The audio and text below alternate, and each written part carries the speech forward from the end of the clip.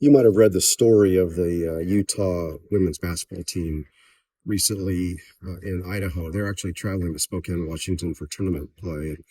But in Idaho, they had countered a couple of situations where people yelled the N word at the team and threatened them. And I was transported back to my life and growing up in a very diverse environment.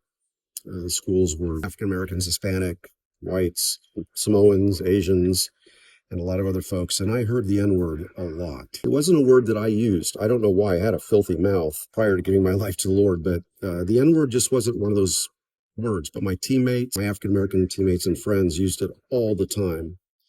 And, but I knew there was something not good about it. And debating whether African Americans should call each other the N word is not the point.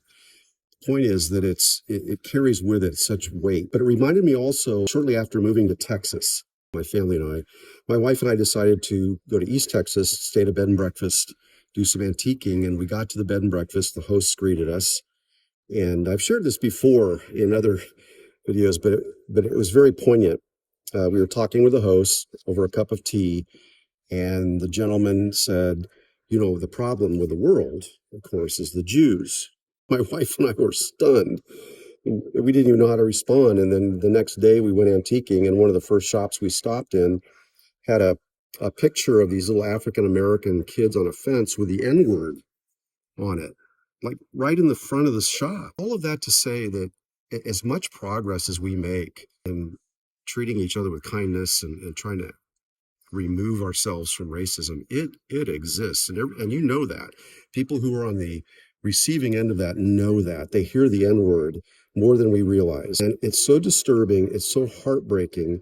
But it's important, especially for white folks like myself, to understand two things. One, it's still there. Racism, the N word is still prevalent. The second thing is that what it does is it continues to stir the emotions of the Black community and other communities that are treated that way in a way that is so painful that they don't see any progress when they're continued to be called that name. And it's sad to me.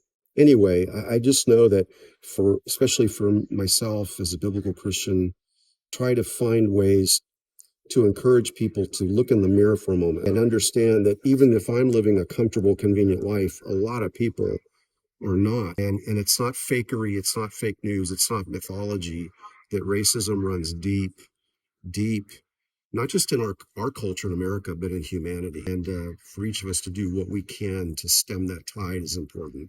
Every little thing we can do is important. Anyway, I look forward to your comments.